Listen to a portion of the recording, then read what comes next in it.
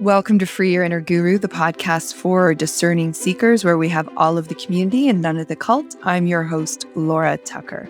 Welcome to episode 91, really pushing up against that 100, which is going to be major cause for celebration.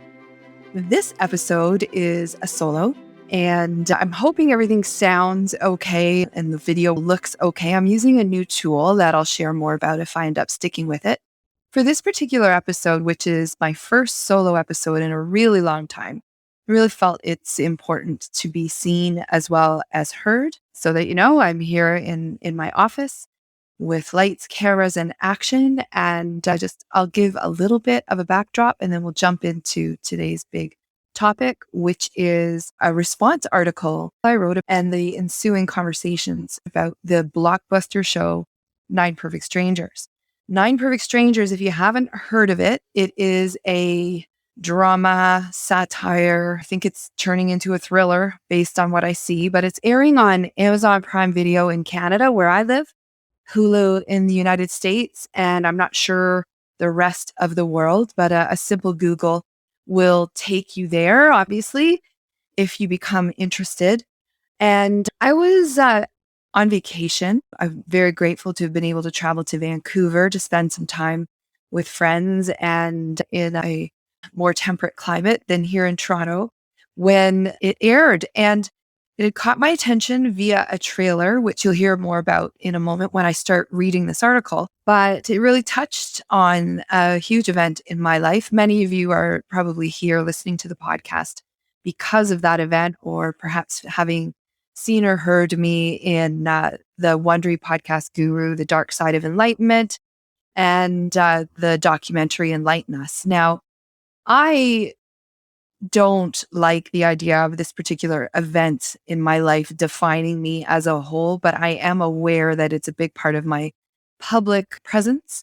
And increasingly, as the podcast morphs into reflection of my current journey into exploring some of the deeper parts of that experience, which have included, much to my surprise, cult dynamics and indoctrination. It's a whole new subject and category here on the podcast. And it's one that seems to be resonating. It certainly has stoked my curiosity and is opening all kinds of relationships and doors, which I'll share as we move forward. But I'm keenly aware that the last several episodes in this topic area are resonating because they are in line with current events. Nothing is changing in that regard, but much to my surprise, I and my fellow participants, both living and deceased in the fatal Sedona sweat lodge, parachuted into 9 Perfect Strangers. And over the course of the years, the experience of being represented, misrepresented, characterized, explored, examined in the news, in documentaries and investigative pieces has left me with, I want to say mixed feelings, but they're not mixed. It's a very challenging thing to do, because when you go and sit down for an interview or end up in a televised trial like I did, I have no control over what happens in the editing process, what happens to footage. And I just made a decision 5 or 6 years ago that I would remain public and visible about my involvement, because I care very deeply about the self-help industry. I care about people living happier and healthier lives. I care about mental health and wellness. And I would never want anyone to live through what me and my peers live through, or worse, not to make it through. We're going to start with the article. I think based on the response that it's received online, I think it does a decent job as a response. It took many days to write. And so enjoy. If you've already read it, I hope you enjoy hearing it in my voice. And then I'm going to share with you some of the responses that it has received and where we're going to go from here. So the title of the article is 9 Perfect Strangers Made Me a Punchline, and Now I'm Punching Back. Survivor of that sweat lodge stands up for survivors of all bad gurus. From the moment the algorithm hoisted the trailer for 9 Perfect Strangers into my YouTube feed, I knew I'd watch the show. The trailer had all the elements to capture my interest: stunning landscape visuals, beautiful architecture, an A-list cast, and a bad guru, all courtesy of the team that broke through my early pandemic haze with Big Little Lies. The night the first 3 episodes released to Canadians on Amazon, I was vacationing in Vancouver. It was Friday night. I was out for dinner with a friend I've known since childhood at a patio overlooking the ocean. My phone was set aside on the table, face down to limit distraction, but I hadn't silenced my watch. It vibrated on my wrist, drawing my attention to a text notification from another friend at home in Toronto. It was odd. She was 3 time zones ahead and didn't usually text me late at night. Turning over my phone, I apologized for the interruption and checked that nothing urgent was going on. Hey, just watching the first episode of 9 Perfect Strangers. Big hoopla with Nicole Kidman, Melissa McCarthy, David E Kelley.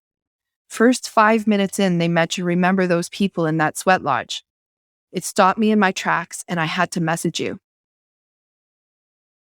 My heart seized and my gut wrenched. It was a visceral and familiar reaction. I reminded myself to breathe as my heart began to pound in my chest. My throat constricted and my spine tightened to a coil, ready to spring up from the table to fend off an attack. I mustered just one word. I tapped it into my phone to my friend 3,000 miles away. Fuckers. Because I am one of those people in that sweat lodge, except I did not die. I remember thinking 9 Perfect Strangers would be something I should be familiar with, but felt no urgency when I saw the trailer. I planned to watch the first 3 episodes on the plane or when I returned home. I was unfamiliar with the story and the book, but my curiosity had been piqued by the cast and subject matter. Nicole Kidman as a bad guru and a flash of a low dome structure suggesting a sweat lodge had caught my eye. Yet here it was, intruding on an idyllic moment in the form of a protective warning from a friend. Fending off attacks in the form of insults is par for the course as a survivor of the Sedona sweat lodge, an ill-fated, culturally appropriated ritual that killed 3 people at a retreat I attended in October 2009. The thing that triggers my anger is how misunderstood the participants are. Since I have become the symbolic survivor, it strikes hard and fast when the attack comes from people and systems with more power and resources than I do. They shape the narrative for their own purposes and who the participants are as a result. After the trial and sentencing of the guru, the news cycle carried on and I became one of the shaved head cult members who spent so much time fending off judgment and opinions from others that I could hardly get off the couch. I continually had to defend the fact that I was even at such a freakish event. To see David E Kelley and other creators repeat the same pattern of shame and ridicule of victims with this one single line is the most pejorative and reductive treatment to date. Instead of dismissing us, someone needs to do a compassionate portrayal of this story because the toxic dynamic of false leaders and the seekers they indoctrinate is alive and well today, and it is killing people. As a real survivor, I am someone who's been trying to do that. When I returned to my hotel room, I poured myself a glass of wine and took a deep breath. It was late, but I knew better than to delude myself that I'd sleep without seeing it. I opened my laptop and logged into Amazon, reassuring myself, it's just 5 minutes in. Remember to breathe. I pressed play, inhaling through my nose and exhaling slowly through my mouth as the opening sequence unfolded. The credits rolled. I took in the big Hollywood names: Nicole Kidman, Melissa McCarthy, David E Kelley. Breathe in, breathe out. Breathe in, breathe out. The stunning visuals started to pull me in. Breathe in, breathe out. Breathe in, breathe out. I watched as the main characters were introduced, driving to Tranquillum House, the luxury resort where they will attend a 10-day wellness retreat led by the still unseen guru. Breathe in, breathe out. Enter Melissa McCarthy as Frances. a novelist in the midst of menopause, heartbreak, and career crisis. Frances is on speakerphone as she drives through a pastoral Australian landscape, packaged to look like California. Frances's conversation gives context to her troubles. She wraps up quickly to pick up an incoming call from her agent, Marty, hopeful for good news from her publisher about her latest manuscript. Frances, artificially upbeat. Hey there, how's the book biz going today? Disembodied Marty, straining. Whoa, you just sound so upbeat. Frances, still faking upbeat. I'm on my way to that health retreat I told you about. I'm just trying to put myself in a positive state of mind. Marty, authoritative, cynical. Yeah, well, remember those people who died in that sweat lodge? They thought they were being enlightened, and in reality, they were being cooked. Frances, now justifying. It's nothing like that. This place looks amazing. The conversation turns to business and the rejected manuscript. Frances's downward spiral resumes. Knowing the line was coming did little to soften its blow. It packed a punch as it reduced unimaginable pain and near insurmountable grief into just 24 words. I played it back a few times, attempting to determine if the intention behind it was as harsh as my friend and I were receiving it. To be fair, the line is exactly what someone would say to a friend. The question is, why are they saying it? To dissuade, to demean, or out of genuine concern?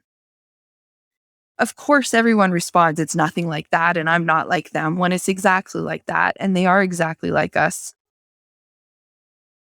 Once I acclimated with more breathing, I proceeded to watch all 3 initial episodes. It became a late night, definitely not what I thought I would be doing. I was drawn into the show, but beyond its entertainment value, I couldn't help but notice some very real and familiar dynamics that actually happened to me. Not sharing the retreat agenda ahead of time, food deprivation, pursuit of altered states, the secretive guru with a past, and believe it or not, a stone sweat lodge.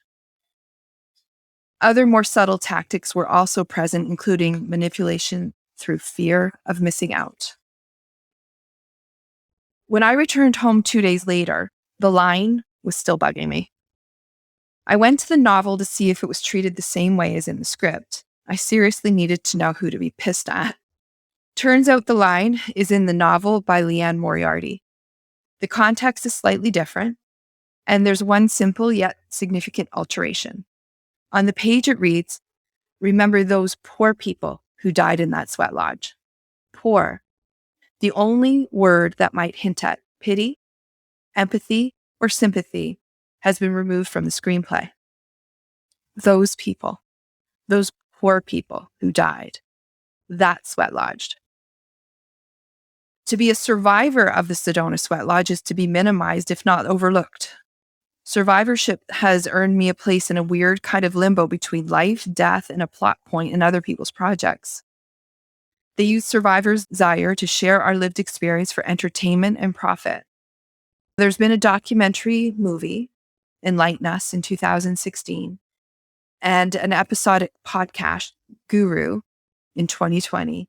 None have centered on the experience of the survivors. 9 Perfect Strangers' tone-deaf and tasteless line is the most reductive treatment to date. For the sake of a convenient piece of foreshadowing, it feels like we've become a punchline. And being your punchline hurts. As with any of life's scrapes or bruises, I have little choice but to pick myself up and dust off. The only way I know how to move forward is to share what I would like to see done differently and why. So to all future creators who are inspired to do work on this topic. Number 1, if you can't find empathy for those affected, at least stop referring to us like we are idiots. Contrary to popular belief, no one actually thought we were going into a heated dome structure to be quote unquote enlightened. That's as ridiculous as it is impossible, and it's conjecture. I can't speak for the dead or my fellow survivors, but I thought I was participating in a ceremony of renewal to close out a week of inner work. Then I was expecting to return to my relatively pre-sweat lodge life, and obviously neither of those two things happened. Number 2, include this incident in your content and context. It's uncomfortable to deal with the fallout, but keeping this event swept under the carpet is not good for anyone. As Nine Perfect Stranger demonstrates in its dramatic and parodic way, some dynamics that led to the tragedy in Sedona exist today in fact, fiction, and increasingly in society at large. Number 3, make room for the stories of the survivors in your projects. Become curious about what it was like to survive. The 3 people who died are Kirby Brown, Liz Newman, and James Shore. It's important you know who they are. It's also important you know that there are survivors like me who are willing to speak about lessons in life since that unforgettable day.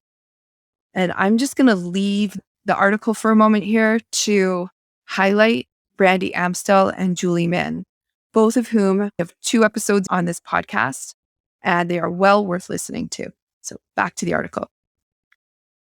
Number 4, if you must punch, focus on the responsible party. Lay off punching the victims and shift your focus towards the people who deserve it, the shit gurus. Instead of mocking or pitying us or seekers in general, approach the topic with more awareness. As an example, the line could have been written, remember that self-help guru who thought he was helping people, but in reality he cooked them to death? Rewritten this way, the target is where it belongs instead of on those of us whose greatest fault is that we trusted.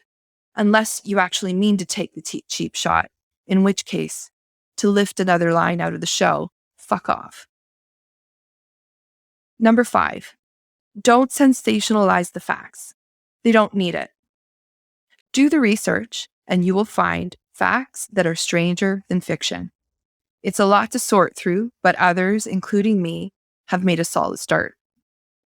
While I'm at it, please consider dropping the word cook and all its synonyms. The facts, like I said, the facts are shocking enough without embellishment. Well, cook hits the sensational note you're looking for. It's harsh and insensitive to the victims and the people who love us.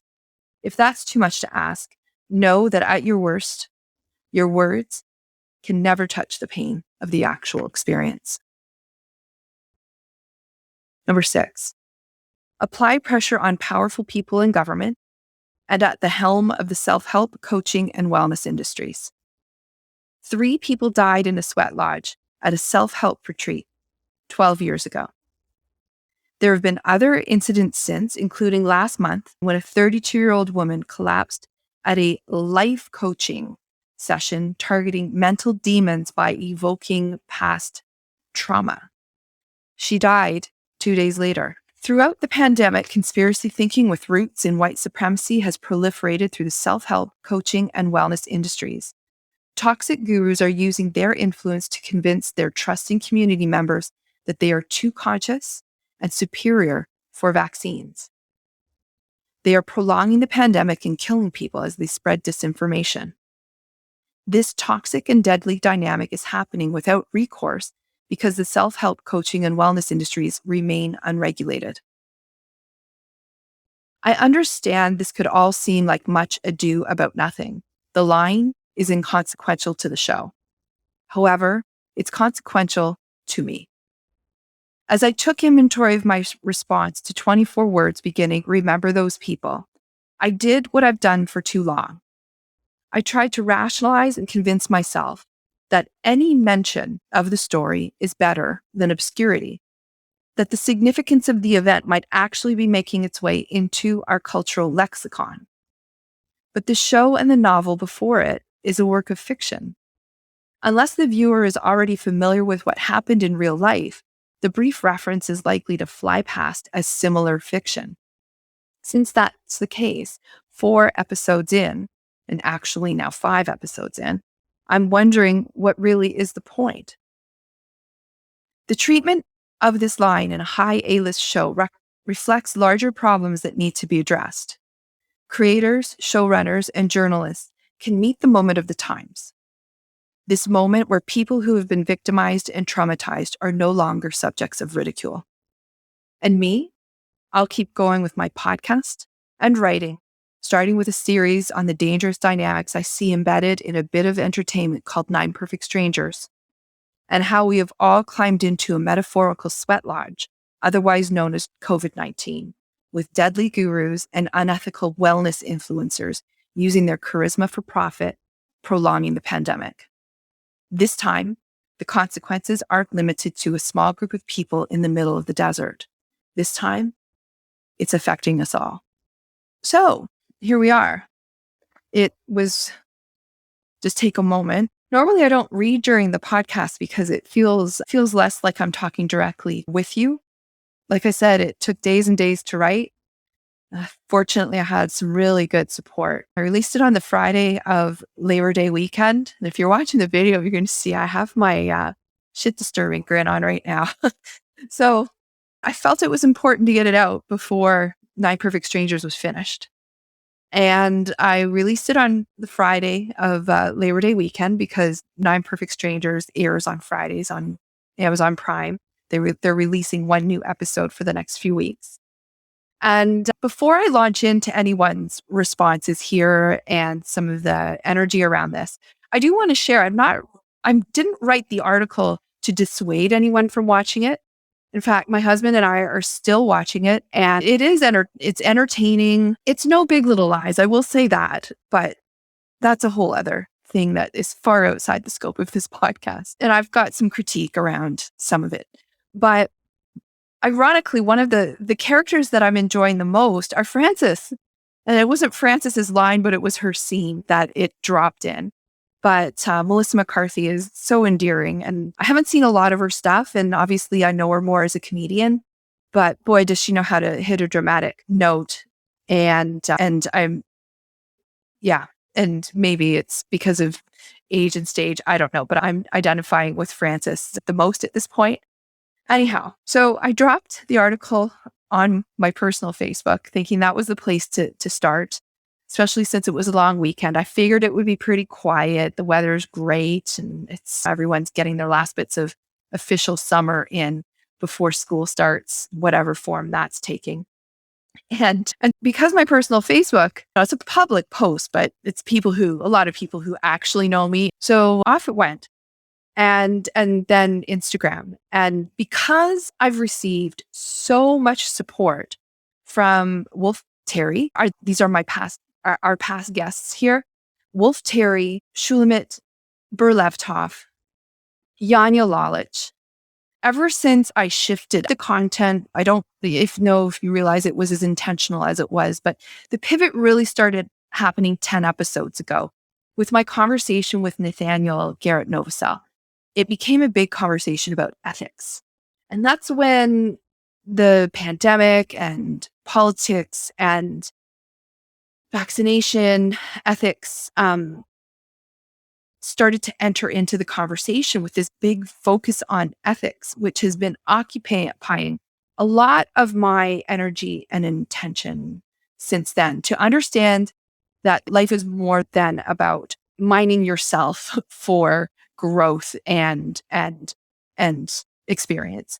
It is really about how we connect with each other. And in this time of disconnection, we've been connecting through social media, through podcasts and so forth. And I'm becoming aware of some of my own indoctrination as these dynamics have been playing out in society. I went quiet on social media. I didn't want to share. I was not ready to share.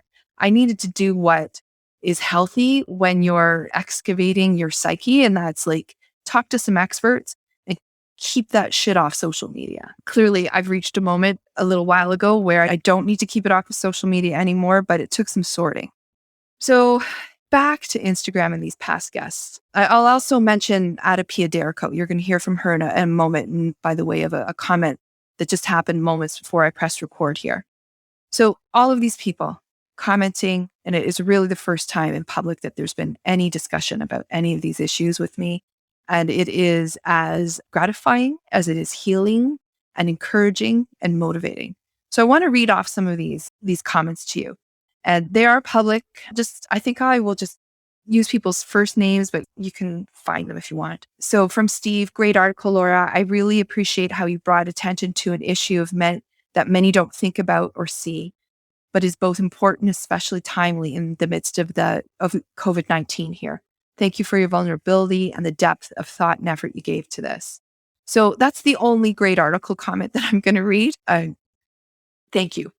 Thank you, everyone. I really do love writing. And that's the first time I've labored over something like that in a very long time, and certainly is not going to be the last. From my friend Laura, the friend in the article. I am the friend in the article. I'm so shocked and had an immediate reaction. Imagine being part of a retreat led by someone who had been sanctioned by Oprah during the rise of the popular published book, The Secret. Someone as popular as Tony Robbins. What could go wrong? To see my friend be reduced to a one-liner by Nicole Kidman, Melissa McCarthy, David Kelley, in such a high-profile show with such lack of empathy or respect for its victims disgusts me. She's very protective of me. And at times I've needed it. Jennifer. Although I wasn't there, I had attended my first event with him earlier that year and knew many of those involved. Reading that line, let alone hearing it, was a shock to me, and I'm simply on the fringe of connection. I can imagine that it brought you right back to that space. I'm so sorry. Thank you for writing and sharing your experience. Diane, who's local here. Wow, Laura, I had no idea you experienced that in 2009. This must have been hard to swallow.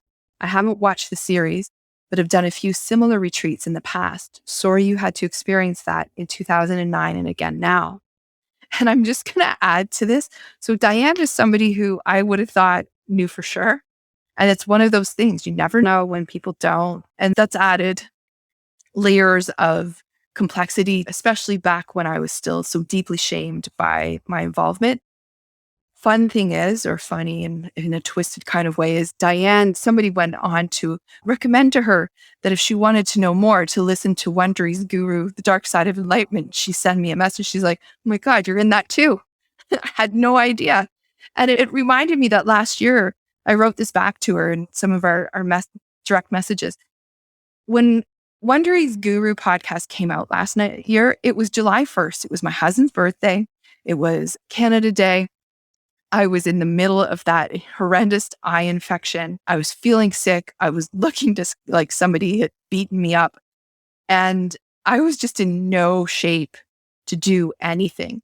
And all the folks at Wondery had brought me into Zoom calls about all this media that was going to happen around it to prep up for this and that, and the other thing. And then nothing happened because I think either they got sick of me and I knew that I was maybe a little bit more boisterous than they wanted. And quite realistically, no news outlets at that time wanted anything to do with anything that wasn't about the pandemic. So nothing happened media-wise. However, I just saw in my Google alerts that come in that the podcast I'd forgotten that the podcast was at number one around the world for like days and days. And I think it's even accurate to say weeks. I'd forgotten that so many people listen to that thing. And I do intend to re-listen to it sometime soon, probably after a series on 9 Perfect Strangers. But back to some of these comments. I'll jump through here. I think this one's really relevant for people who are curious about the various aspects of the experience. And this is from a woman who was not at Spiritual Warrior where the Sweat Lodge took place that year. She'd probably done it in previous years, don't know for sure. But it's so heartening to see people from that broader community willing to engage with this online. But what she had to say, there was a bit of an exchange here. So back and forth between Julia and me. I never saw James as a guru. He was just a guy who gave seminars, and it all turned to shit when his success went to his head. So my response to that was, yeah, me either. But try explaining that when the whole game is to become a rock star guru. Oh, wait, I just did. Seriously, though, you know that, and I know that, and others know that. And I've said it many times with a microphone pointed at me. But up to this point, no one has cared to focus on that much nuance. It's coming, though. I can feel it. And her response to me was, yes, you are so right. Love your article. The next comment that came in from Aaron. I was there too with you. I had no idea this was a thing. I also see our experiences post-lodge were different. No one knew I was there. I had to tell people. When reading about your experiences, I recognize you dealt with trauma and scrutiny in ways that I never did. So I responded to him, thank you. I've thought of you often over the years, as with everyone else who is there. And yes, it's a thing, but never with this large of an audience before. And I thank you for acknowledging that. It was at the near dawn of the internet, but there was enough out there that it followed me around online like a bad smell during years when it would have been easier that it hadn't, all because of the trial. But positive things have come of it too.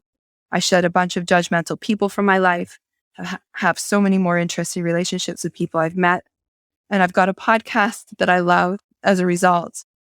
But I wish people like the creators of 9 Perfect Strangers would stop being assholes about it. That would be nice. The next comment was, drawing parallels into the pressure cooker of today's COVID-19 gurus is totally accurate and alarming. There is so much more here, and I'm a little concerned that it's going on. I guess what I'm going to do here is close off with a couple that are short but poignant. One from Julie Min, who I mentioned earlier. It's relatively easy to judge. It doesn't require a lot of thought or heart. It takes more time and effort to understand. It takes a more life experienced person to have compassion. Thank you, Laura, for standing up for those of us who have known judgment and even ridicule for having lived through the sweat lodge. Thank you for being brave and personalizing our story. Love you, my friend. So, like I said, lots of great relationships and wonderful people. And on some days, still, that's what keeps me going. So I'm going to move towards a close with some of the previous guests who have written. From Dr. Yanya Lalich, and you'll recognize her from episode, I think it's 87, so just a few back. Her episode is called When Self-Help Turns Cult. I haven't watched the show and wasn't really inclined to for the very reason you are exposing. The media exploitation of survivors' trauma is unconscionable. I know you, Laura, and some of what you've been through, and the most empathetic and humane way you are tackling, educating others. I am so sorry. Kidman, as a former Scientologist, should know better. I hadn't even thought of that, and I absolutely agree. And then one last one, even though there's more, this can't go on forever. Goodness, there's so many great comments here, and I've lost my last page. This is almost like we're doing it live. Where's page 7? Oh, it's from Adipia Derico, and I must have thrown it out. What a goof. So I'll just editorialize. I've read it once, and I grabbed it. Adipia was fully empathetic to being mischaracterized online, which is something that she has experienced in her life's journey. And so she is really calling out leaders for being more empathetic. And so here's what I have to say about our recent guests. If you haven't listened to all of the conversations with them, please go back and give them your time and energy. The episodes are designed to be evergreen and not expire just because someone's not launching a book at that time or whatever. So where do we go from here? I got to say, publishing that article has probably been more cathartic and more healing than I realize right now. And what happens with it from here is really just like anything else out of my hands. Some people have asked me if I've heard anything as a response, and I don't really expect to hear because I think I'm a very small fly in a very large bonnet. Just like I'm an irritant probably to James Arthur Way because I just don't go away. I'm sure anyone from 9 Perfect Strangers looking at me online and seeing a small following, I can't imagine that they're going to be all too concerned about anything that I have to say. Do I think that's right? Absolutely not. Would I like to see something constructive and positive come out of this? Like actual conversations and opportunities to educate and inform and who knows, maybe even entertain with the journey of a self-help consumer is, a wellness consumer, a seeker, whatever label we want to apply to it. One thing I do know for sure, I know this is with every fiber in my being. I went on my journey in 2008 and 2009. And the context of that was the Great Recession. I didn't realize, of course, I knew it at the time because I was consulting in the automotive industry and I was very well aware every single moment of my work life that there was a recession going on. Um, but because of the challenging conditions, it drove me to look to alternative ways of thinking, alternative ways of being, my own history in terms of mental health. And I don't know that I ever got diagnosed with depressions, but I took antidepressants for a number of years while I was struggling to fit in corporate life. I exited to be a consultant, ran into first the SARS outbreak here in Toronto at the very dawn of my company, which was scary. Oh my gosh. And then when I relocated west because I wanted to be in the mountains and pursue my photography alongside whatever I was doing to make money at that time. Then the recession hit and it kept me having to focus on whatever it was I was doing to make money at that time, which was namely reorganizing service departments and parts departments in car dealerships, believe it or not, but that's what I did. And I had a business that I totally took for granted, and that it was 100% referral, no marketing, no online stuff, just reputation and work ethic. And when I shifted over to coaching after we moved back to Toronto, it was because I was tired of that work. There's always a lot of resistance to change. It's very male dominated. It didn't really feel like I could make a dent in the automotive industry. I was really focused on supporting people to do their jobs better, keep their jobs and be more successful. But when I transitioned to coaching and the diluted, I really hate what's happened to the self-help industry and the wellness industry in the last 10 years. I think it could have gone a completely other way. And I think that the Sweat Lodge was the missed opportunity. And I think there's reasons for that. I think they all have to do with putting profit over people. I think they have to do with high profile people who are associated with the event. And yeah, Oprah, I'm looking at you. I think that by not coming out and doing anything, and none of the other leaders in self-help like Tony Robbins, like other people from The Secret, like Grant Cardone, who wrote an article in 2009 saying how he knew that something would go wrong after the fact. That's not exactly psychic to come out after the fact and say how you knew better. What has anyone done to actually prevent people from being harmed? There were all kinds of factors that led up to the catastrophe that happened on October 8th, 2009. And while it was like a slow news year at the time, and CNN certainly loved to trot us out and call us a cult and characterize us like this isn't a threat to thousands and thousands, if not millions of people, when bad actors are not responsible and there's no means for recourse. So it looks like all these years later, and waking up to my own indoctrination and really looking at now, is self-help a cult? That is where I see my conversation going, not exclusively. There still has to be room for joyful topics like creativity and healing, because that is part of the journey. But I don't think we can ignore this anymore. People are continuing to die because of bad actors. And I feel somewhat complicit if I keep my mouth shut. So I'm going to keep it open, and I'm going to keep an open mind and an open heart as I continue in my own way to advocate and to take action by educating, informing, and sharing stories, and hopefully, even if it's dark humor at times, providing some form or some moments of entertainment as a contrast. Because none of us, including me, are the sum total of the worst day of their lives. So that feels like a pretty good spot to wrap up. I'm Laura Tucker, the host of the Free Your Inner Guru podcast, and all kinds of other things. If you haven't seen it online, I have changed my bio. I am no longer calling myself a coach. I am actually calling myself a recovering coach because it's taking some doing to unhook. These are other topics to explore that I have lined up. And so, what I have decided to do is to put all of my energy and attention into this podcast, back into my photography, and back into writing. And to understand and appreciate that these things have value in and of themselves and not just to market this other thing.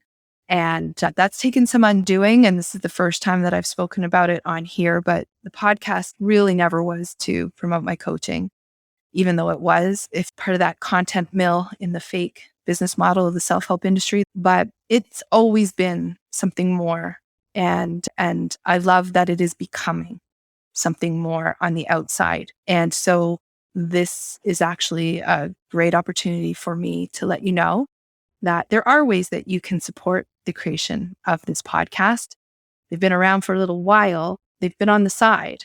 And when you are supporting the podcast, you're supporting me because somehow, some way I need to make a living. and some of the ways to do that as a podcaster are to have a Patreon account. So you can go to patreon.com/freeyourinnerguru. Another way is to have some merchandise. And I have some really cute t-shirts and hoodies designed earlier this year and such high quality. I think I have one in every color. I wear them so much. I should take pictures and put them online.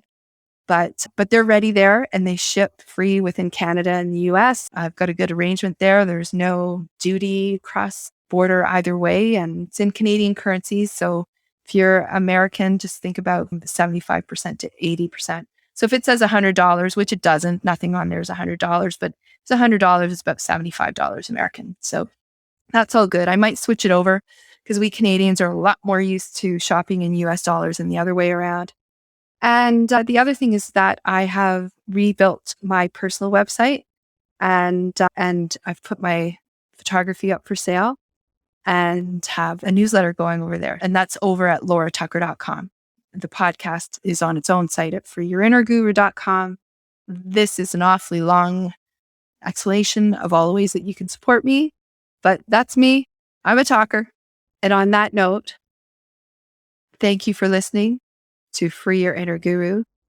I'm Laura Tucker, signing off. Until next time.